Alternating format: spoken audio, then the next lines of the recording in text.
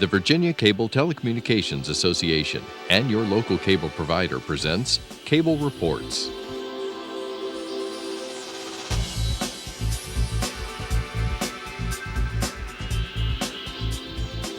Join us now as Cable Reports brings you up to date on current issues facing the Commonwealth through discussions with your local legislators and other policymakers from across Virginia. From the General Assembly and the City of Richmond, I'm Woody Evans for Cable Reports, brought to you by the Virginia Cable Telecommunications Association and Cox Communications, connecting Virginians to their government. We're pleased to have members of the General Assembly with us this morning. Delegate Jay Leftwich, good to see you, sir. Good morning, good to be here. Senator John Cosgrove, good to see you, sir. Thanks, Woody. It's always a pleasure. Mr. Chairman, Chris Jones, good to see you, sir. My pleasure. Short session, a lot of work to do. Talk to us about the budget. I know there's about $1 billion hole you have to plug, but put that in perspective. How large is the budget? General fund side, it's about 18 billion each year, so it's significant in that regard. But we've been at it for months. We've had our small group meetings in the House this week. We've had 3 already. We got 3 more to go, and then budget will be on the floor 3 weeks from tomorrow. So we got a lot to do in a short period of time, and been working closely with the Senate, with Chairman Normant and Hanger, and communicating with the third floor with the governor and Rick Brown, the secretary.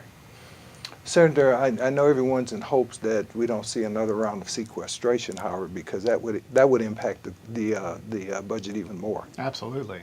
And I know that with the new administration, we're very hopeful that sequestration will come to an end.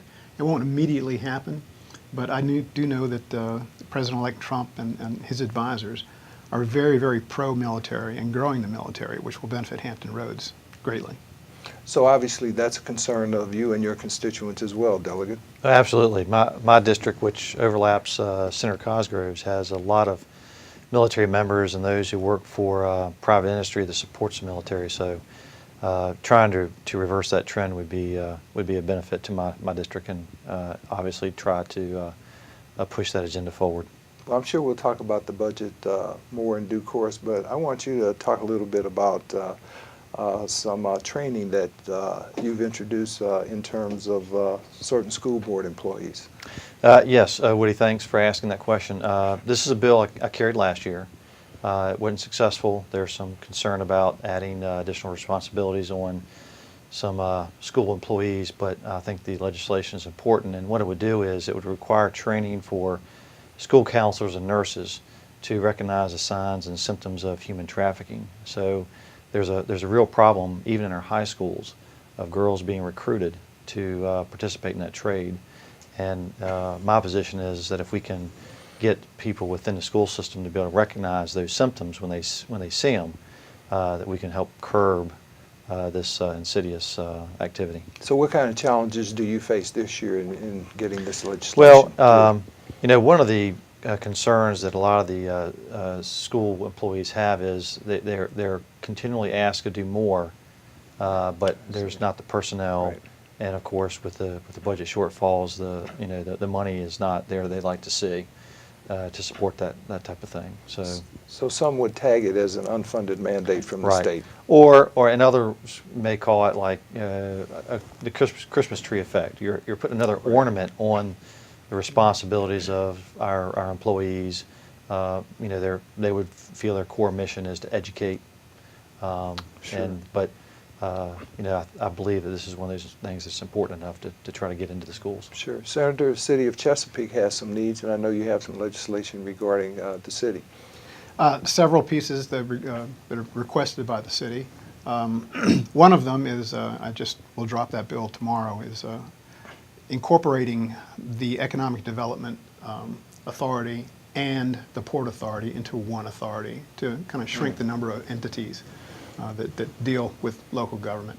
Also, some term limit legislation for some of the other authorities that are in Chesapeake, which I think is important, and it was a unanimous request by the City Council. And in the criminal law arena, I think you have some legislation dealing with crimes against law enforcement. I do. Right now, it's just a regular offense if you injure or kill a public safety officer. My bill will actually make it a hate crime if you are, if you attack or kill or maim any first responder, whether it's a sheriff's deputy, police officer, firefighter, because of their job. And they don't have to be on duty for that to apply either. But it's important, you know, the lawyers tell me, that it has to be because of their occupation.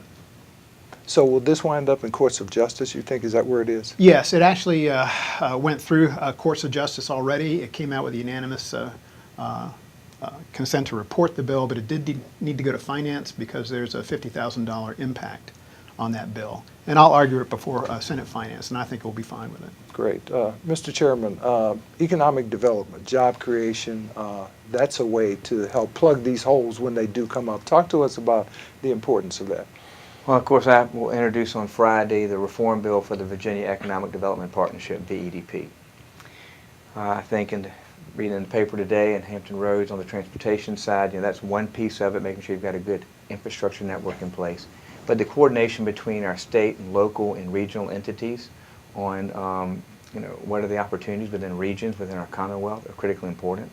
And while Northern Virginia tends to grow organically just because it's juxtaposition to Washington, you know, we have a harder time in some of our other south side, southwest. But interestingly enough, if you look at Hampton Roads, we have suffered in the last year more than anyone because of sequestration and some of the other cuts that have occurred. We were actually down 1.5%.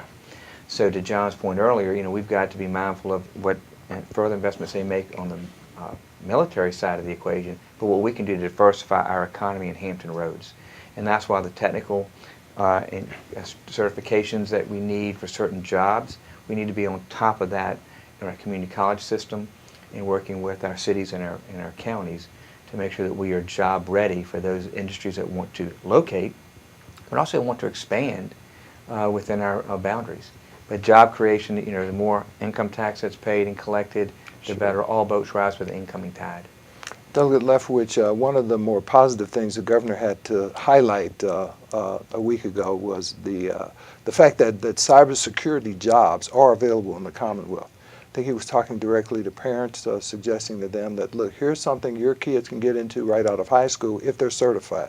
They can make, as a starting salary, $80,000 a year. How important are those kinds of jobs to the Commonwealth? Oh, it's extremely important. In fact, we considered a bill in the Education Subcommittee. It's the Innovation Education Subcommittee that would create a board, public-private partnership, and in addition to that, an advisory board to train teachers and encourage our students to become more computer science literate. And somebody threw out a fact that I thought was staggering, and I think it was China is training millions of their students to be proficient in coding and things of that nature, whereas in the U.S., I think they said 40,000 were being trained in that capacity. So to the extent that we can focus our students on that type of career path, not only does it give them a job opportunity and a well-paying job opportunity, which can stimulate the economy, but it also allows us to stay competitive and ahead of those that may want to cause harm to our country. And of course, Senator, assisting our returning veterans and the ones who currently reside here with reference to starting new businesses, obtaining certifications based upon experience that they have received in theaters of war is very important as well, is it not? Yeah, Woody, I'm glad you brought that up. We did that actually last year. Yes. In the Virginia Community College system, any veteran that comes out of the service brings his training jacket there, and they will look at his training jacket and find what is accreditable as a course. If we have a medic who's been in Afghanistan with the Marines, comes back and wants to be a EMT or firefighter, for him to have to take basic first aid is silly. So this will give them credit for courses they've already taken in the military. They will be considered applicable courses towards their degree or their certification. And it'll save them time, money, and get them in the workforce a whole lot faster. And that's the least we can do for those folks that have worked so hard to protect us. Sure.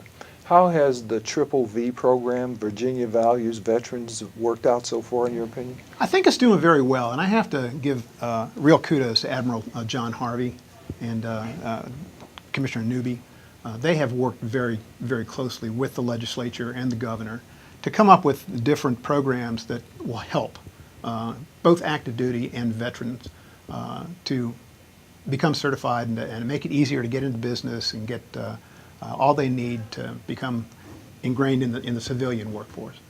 And Mr. Chairman, I know last year there was funding made available for the creation of 2 veteran centers within Yes. the Commonwealth. Where does that stand now? Well, one is, I believe, under construction or close to being. That was money that we put up front as a Commonwealth. We were waiting kind of on the federal government, but working with Admiral Harvey and Delegate Cox and other members in the Senate, we decided to front that money and do our part so we can build these Veterans Care Centers so they can take care of the men and women who have fought for us. And when they open up, we'll have a cost share with the federal government on the operations, and we should hopefully be able to recoup maybe not all, but most of our capital costs that would be that we qualified in if we had waited to be in the queue. We felt like we could not wait till when they said it was okay to proceed, so we went ahead and did it on our own. So we've really, from a state's perspective, in the last 8 to 10 years, done a tremendous amount for our veterans. In the V3 program, it has some issues we tweaked working through JLARC, and John's exactly right, working hand in glove with Admiral Harvey and Commissioner. It has been a wonderful experience for me to learn from two very sharp individuals who have a passion for what they do. Go Could I ahead, sure, interject please, just please, for- please. You know, as a veteran and as a Virginian, that's one of the things I am the most proud of that we've accomplished. It's during my time in the General Assembly, and Chris deserves a whole lot of this credit. The VA has dropped the ball on providing services. And by golly, the Commonwealth of Virginia said, you know what, then we're going to step up and we're going to make sure it happens. So Chris, thank you for all you did on that. Well, you're welcome. It was a team effort, but it's just one of those things that we felt as a body that we needed to do. And it was the right thing to do. Delegate Leftwich, I'm sure you have a lot of veterans in your district. I understand that the Commonwealth stands out amongst the states in terms of reducing homelessness for veterans. Yes. And in fact, I think Chesapeake has created or is working on a complex to house homeless veterans, which should come online in the next year or 2. You were telling me an interesting story about some litigation you were involved in that has resulted in some legislation that you're involved in this year about the unfortunate death of a 14-year-old who had a Facebook account. Talk to us a little bit about that. Well, I was not involved in that litigation. It came to my attention, and it was in conjunction with an article I'd read about a uniform law that arose as a result of similar situations in other states.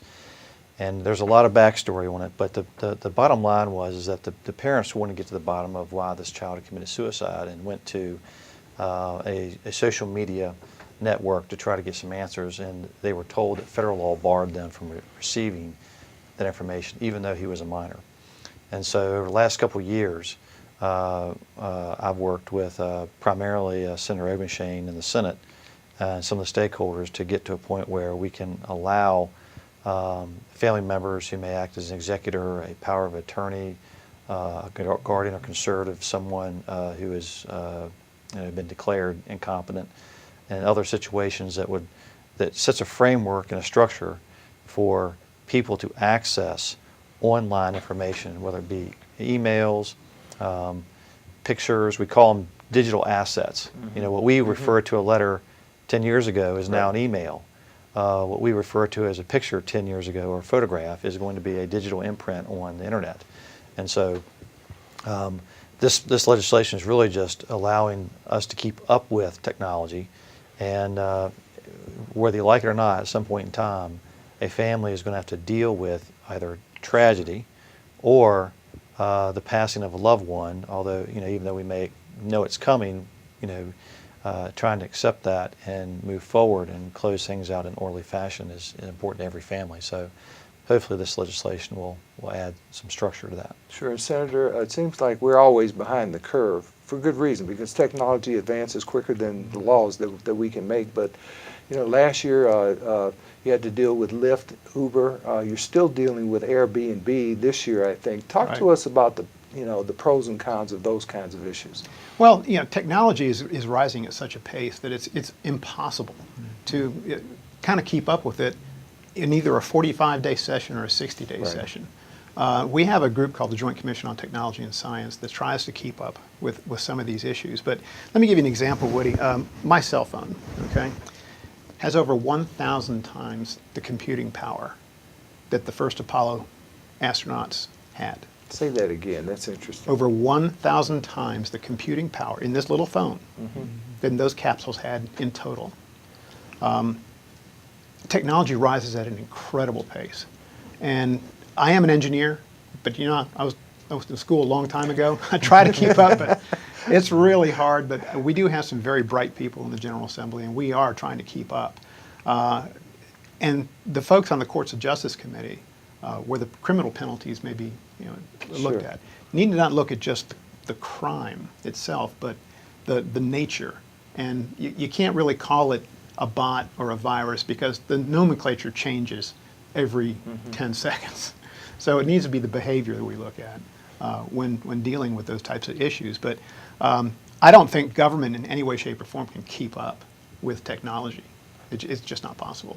You know, it's great that we are starting to educate our kids. You mentioned China in terms of coding. Ryan McDougall was here the other day, and he talked about his young daughter is learning how to code already in school. Yeah, she's a bright little girl. Yes, it's just amazing.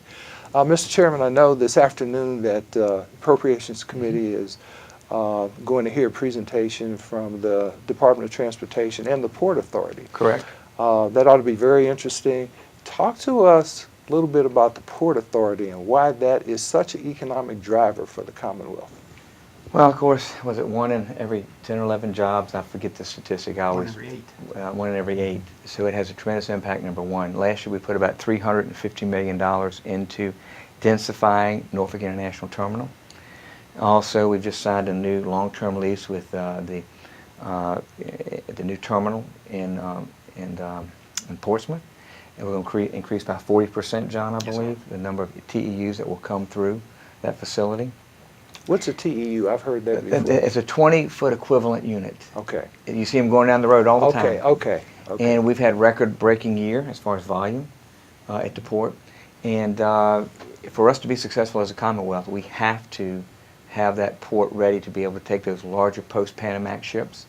And if you drive by there and you see that when the cranes are up, we don't like that, but when they're down, we do like that. That's right. But we've got cranes that can handle, the larger ships. We're getting larger cranes in over at NIT, I believe, and of course at Virginia International Gateway. So that's critically important to our vibrancy as a Commonwealth.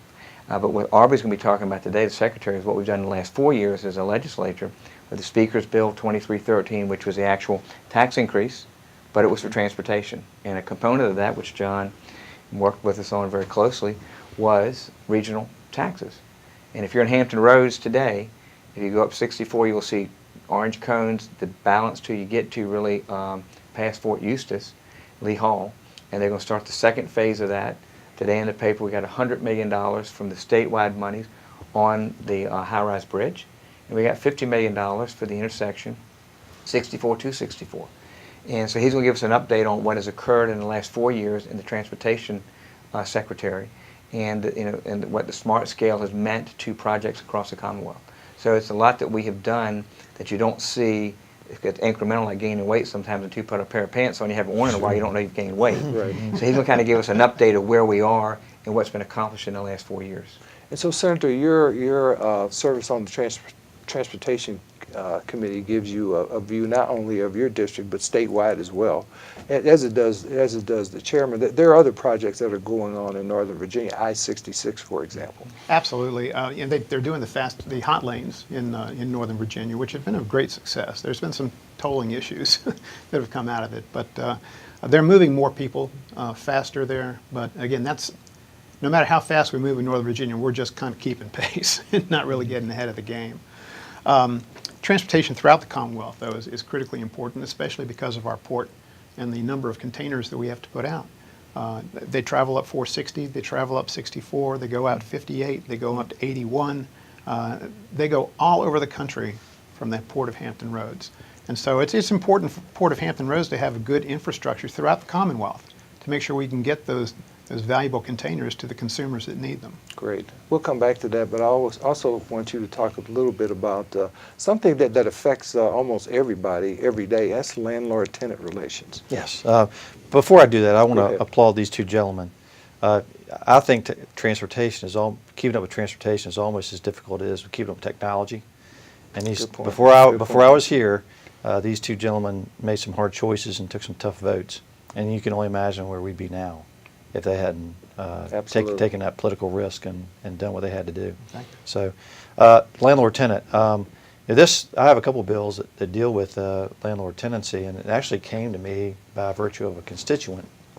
And he got involved in a lease where the landlord required a certain provision in the renter's insurance policy that was required pursuant to the lease. And there was only one insurance company that provided that provision. And you can guess what I'm about to say now. It was their insurance company. So, this bill and some other ones are intended to maybe add a little bit of transparency to that process. For example, my law firm does a lot of real estate, and I know from that practice that a homeowner's insurance company cannot steer you to that policy. And title insurance, if a law firm has an ownership interest in a title insurance policy, they can't steer you. They have to give you a choice. And so I believe that should apply in this scenario as well. Great, great. Senator, one of the more exciting issues that you're involved in this year is Menhaden. Oh, yes, sir. It is an economic driver, It is. to get a little bit more serious about it, but it's currently under the jurisdiction of the General Assembly, and I think your bill would change that.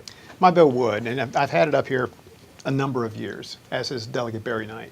It would change the responsibility of Menhaden from the General Assembly to the Virginia Marine Resources Commission. And here's why we do that, why we should do that. I'm an electronics engineer, and if you want to know about F-14 or F-18 radar systems, weapons release control, H-60 helicopters, or tactical reconnaissance, airborne tactical reconnaissance, you ask me, and if I can tell you, I will. But if somebody asks me about Menhaden, I'm going to say, well, it's a little fish about that big, it's oily, and it's in the Chesapeake Bay. I'm not a marine biologist. I don't think we have a marine biologist in the General Assembly. Why should we be doing that when it's the only organism, the one and only organism that is not covered by VMRC? It makes no sense to me. So what's the resistance to it? Well, the resistance is Omega Protein is in Reedville, and they're the biggest employer there. But they take out over 153 metric tons of this little fish out of the Chesapeake Bay. And we are seeing that that's a forage fish. It feeds stripers. It feeds all the different types of species that are in the Chesapeake Bay. And as the Menhaden population declines, sports fishing declines. And sports fishing is a much larger economic benefit to the Commonwealth than Omega is. So I just think it's the right thing to do. It doesn't change anything except that it lets VMRC manage that organism. Great. Mr. Chairman, how are we going to deal with our state employees? I know you're getting visited by state employees, a lot of teachers, I assume, as well, and they're not happy. That's why I was late coming down here. I had the new BEA representative in my office. Of course, last year we had money set aside for a raise, but it was contingent upon our revenues performing as we had hoped they would. Funny thing happened on the way to June, they didn't, so we could not didn't have the money that was set aside did not materialize. State police are my #1 priority because we've got some real issues there. State employees have nobody else to give them a raise except for the legislature, whereas teachers and most sheriff's departments have local governments who can help supplement. So it's a very daunting task. I've got staff working on it as we speak. I've been talking to the 10th floor, which is the Senate Finance. So we've had some meetings in the last week. It's my hope by this time next week, I'll have a good hard number as to what it might cost us to do A, B, or C, and then be able to bring it to our respective committees, Senate Finance and House Appropriations, and then bring something to the floor in our budget. It's going to be a daunting task, but we have to make choices. And our biggest asset are our employees. They're the ones who teach our children, keep us safe, and make sure that the quote-unquote the trains run on time in that regard. So it's part of the job that I have. I've got a lot of wonderful people that I work with, and I'm confident we'll get there, at least have some solution we can offer to the Assembly when the budget comes out on the 5th of February. I take it, however, though, in terms of overall school funding, they're going to be held harmless. And they schools. have been, Yeah. yes, and they were held harmless in the governor's introduced amendments, and he actually added $55 million to help with some compensation issues, which I'm not sure we're going to do that piece. We will probably give more flexibility like we did last year with the lottery. Jay used to be on the school board. And that was well received from what I heard from Dr. Roberts and the like in Chesapeake and in Suffolk. So I think you can see more flexibility from us on the lottery side of the equation vis-a-vis K through 12. Great. Delegate Leftwich, what are you hearing, if anything, from your local teachers or your former colleagues on the school board about these issues? I hear a lot, especially having served on that body for 12 years. What I'm hearing is that, you know, when the cuts were first made, and you know they were somewhat necessary because the economy tanked so bad in the late 2000s. There really was no choice. But they tightened their belts. They made some cuts. They made some hard choices, as all of us had to do. But what I'm hearing now is that those cuts are starting to really impact their ability to operate the school system on a day-to-day basis. And probably the simplest, you know, not only does it affect the morale of the teachers in the school system, class sizes are increasing. You know, whereas Chesapeake was trying to keep it in the low 20s, you're now getting close to 30 in a classroom. And the other example I would throw out real quick is school buses. You know, they're breaking down every day, and it's taking some kids an hour to get to school because they can't keep the buses. I mean, they have a 15-year lifespan typically, and a lot of these buses they're running in Chesapeake are 20 years old or older, and it's just hard to maintain them. Sure. I mean, Senator, some of the other tough choices you and other members have had to make over the past few years relate to the Virginia retirement system. I understand it's in good shape. There's still a lot of work to be done. I believe the Speaker has a commission dealing with those issues. How do you see that all coming out ultimately? Well, I think we made some good decisions in the last couple of years. You know, we went from just a defined benefit plan Right. to a hybrid defined benefit, defined contribution plan. We also put in the money that would, in raises, that would cover the contribution that our employees had, because we didn't think it was fair just to boom, all of a sudden they had to take 5% of their salary and put it into VRS, and they hadn't done it before. So they all got a raise, and that money now goes into VRS. I know the Speaker's Commission is looking to have other changes made, and I think over the years we're going to have to morph from where we are now in a defined benefit plan. They're few and far between. Almost nobody in the private sector has that type of benefit because it's so daggone expensive. Great. I want to say one other thing about the budget. I've spent 12 years in the House and now 3 years in the Senate. It's my 4th year in the Senate.